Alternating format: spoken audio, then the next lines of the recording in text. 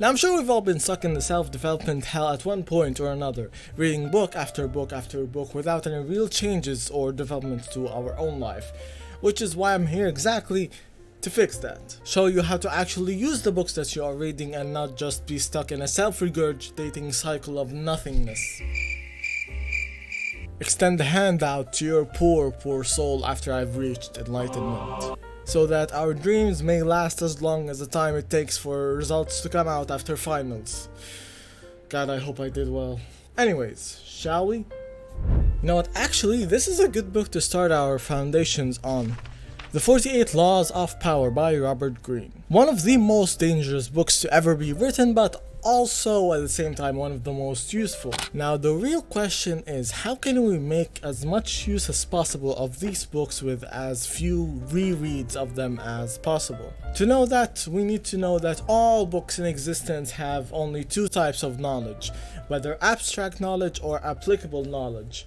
Every self-help book you will ever read and almost every book you will ever read will always have either one or both of those. Let's go through some examples for illustration purposes, of course.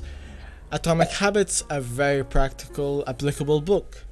This one that I just showed you is about half and half. Some of the laws are really good and you can use in your daily life. Some are more psychological, human nature kind of thing.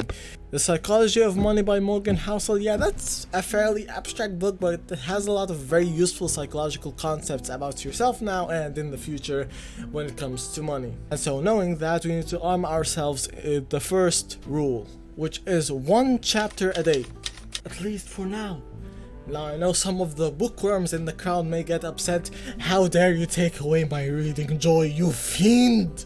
And to that I say, well, fair play, but we need to keep in mind that we're not reading for pleasure here. We're reading with the expressed and direct intent of making use of whatever we find in that chapter, so we have to restrict it for one, at least for now. Because if you overload yourself with multiple chapters, God knows how many good points or actions that you may find that you want to implement. And rather than being overwhelmed with 37 good actions and points that you will not do because you're watching this video, it's better to just restrict it to one chapter which you will actually implement, instead of having all those 37 points swirling around in your mind all fuzzy and diluted. Which is where rule number 2 comes into play, which is always to have a pen and a notebook in your hand.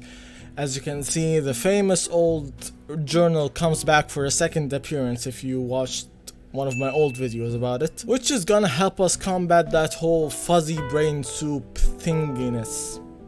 Yes, that's a word. And that's to counter, because it's necessary to write down whatever important things or ideas that you may come across in whatever you're reading. We tend to overestimate by a lot how much we actually retain from reading.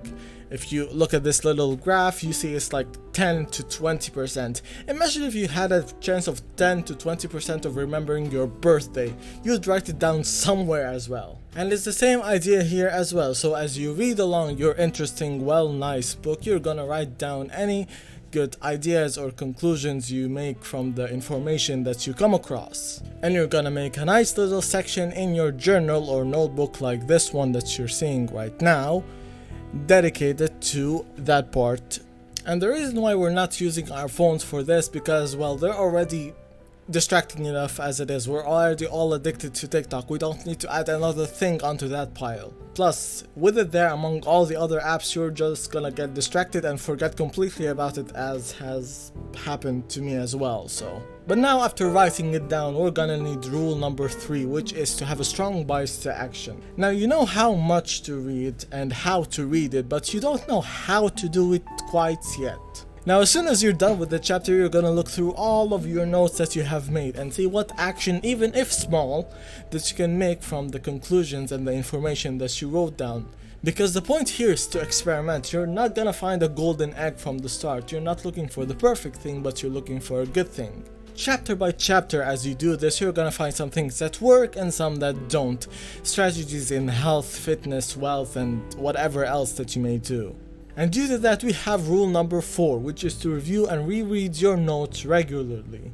You're gonna discard away the things that don't work, just like Bruce Lee, and you're gonna put away the things that do work in a dedicated section to their own.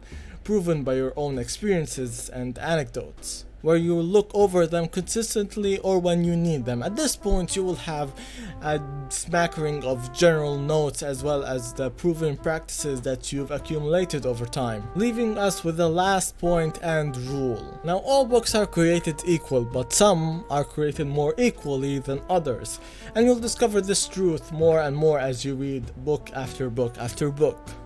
For those books more equal than others, you're gonna put them a bit more conveniently around you, maybe in a nearby bookcase or on your desk. You know, the worthwhile books, Atomic Habits, How to Win Friends and Influence People, Never Split the Difference, those books that come about in your regular day-to-day life. And so that whenever that situation comes about again, you can simply pick up the book and roll through it to whatever point you precisely need. And with that, we are finally at the end of the video. Now, as every time and always, I have a free pack of LUTs that you can find in the description if you ever want to spice up your work just a little bit. If you want to hire me as your editor, well, I also have my website down there, and I hope to see you once again for another video. Don't forget to smile, it'll make you feel a lot better. Bye!